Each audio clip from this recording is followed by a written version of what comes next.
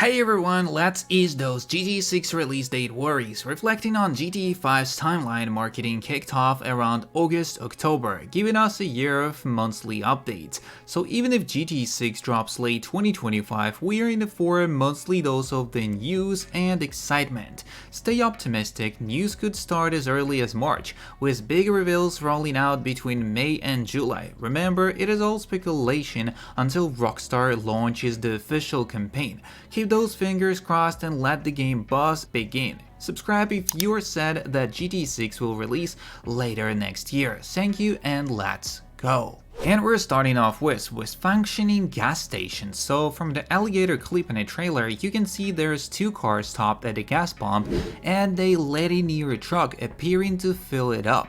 If I'm not mistaken, in GTA 5 people would park their cars right next to pump 2, but they would just walk away and stand near a grocery store or a vending machine. Red Dead Redemption 2 made you feed, brush your horses. Maybe we can finally run out of a gas in GTA 6. That's just the thing though, you didn't have to do either, but you got performance aesthetic benefits from doing them. It could work a similar way in 5 and in 6 and you would never run out of gas, but you would get noticeable gains by engaging with the mechanic. The next stop we go for, during one frame, there seems to be an explosion behind this guy's car. I don't know what it means, but just the small details that not everyone noticed. As well as just notice there is a different sidewalk on one street.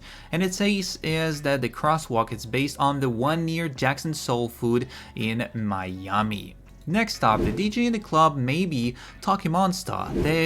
There's two moon phases in the left and the right side of the stage.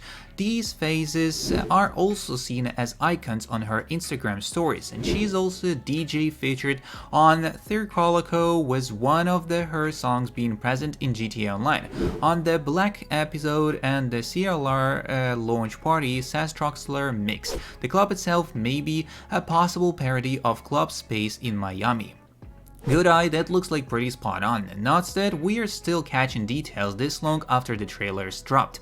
Imagine the full game. It's kind of hard for me to wrap my head around the sheer amount of details that this game is gonna have. Same here, I go back to the trailer sometimes and I can't believe we're gonna be playing as Lucy and Jason moving freely, exploring in all those locations. Next up, that's probably the idea that most of you would like, as hope we got the multiple waves to holster your pistol. And this is the great add-on probably to the ideas that we had with weapons, as where we could put our guns in. And this might be a really great idea, something like a holster, like a belt, or maybe a bag on your shoulder. There's a lot of suggestions where we could actually store our weapons while we freely move around the map.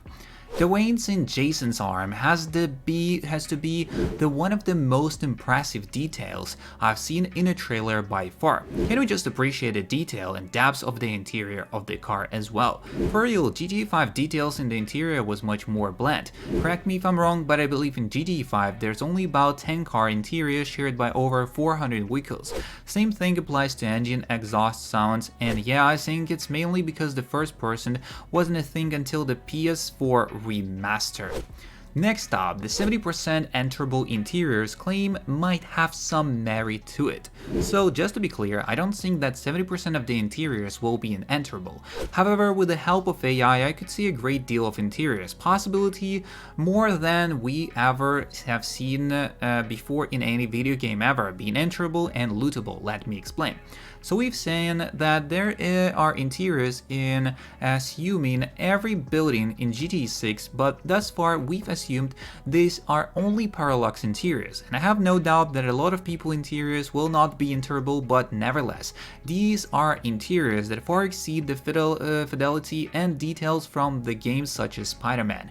Instead of being a 2D image mimicking 3D models, we're seeing a working television and actual 3D props and curtains and more.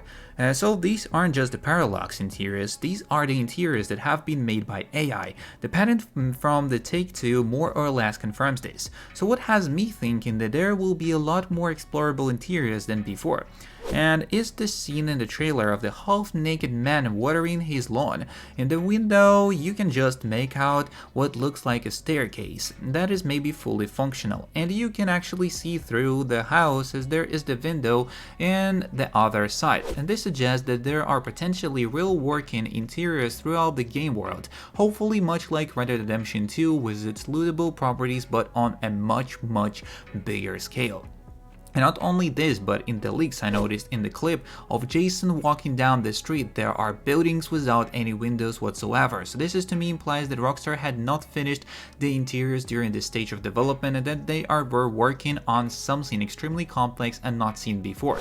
And if these were simply parallax or blend copy plus paste interiors, Rockstar would have likely baked these into the building assets from to get to go, but this is just the case in that clip.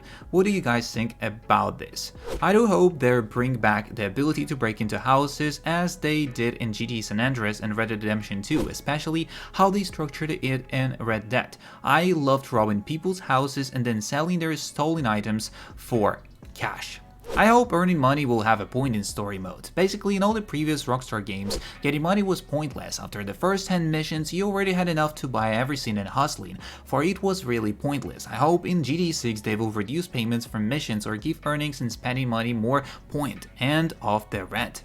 My wish is that this time Rockstar will make things different. It really does feel pointless having all that money so easily by doing missions. I like to do missions for the story, not for the crazy amounts of money. I would rather have the story start with us being poor and then we work our way up. Get rich mid-story and by the last mission we'll lose everything. Once the story is finished we start over, but this time we work our way up by using the world around us rather than missions. Doing thefts, looting, searching for hidden treasures, stealing and selling cars or any kind of a job. This even makes exploring the map more interesting and gives the game a longer span compared to going crazy rich by the end of the story.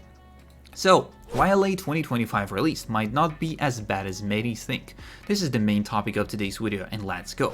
Hey everyone, just a quick thought to help ease your minds about the GTA 6 possibly being released in late 2025. And if we look back at GTA 5, the marketing campaign started around August-October and we were treated to news updates every single month leading up to a release.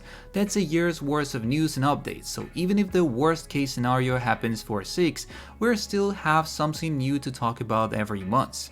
So I think we could start hearing some news as early as the end of the March, with bigger reveals like screenshots coming between May and July. And remember, all of this is based on the assumption that the release is indeed scheduled for late 2025. And if it ends up being earlier, we might even get a trailer in the summer. And thanks to Pyro, more reminder me that the GTA 5 has been delayed. I shared the 5 timeline for reference, but keeps in mind that it's just a speculation at this point, and we won't know for sure until Rockstar launches the marketing campaign. So that's kind of all the news we got for today's video, and if you're interested in more, don't forget to subscribe, like and share. See you in the next one, and peace.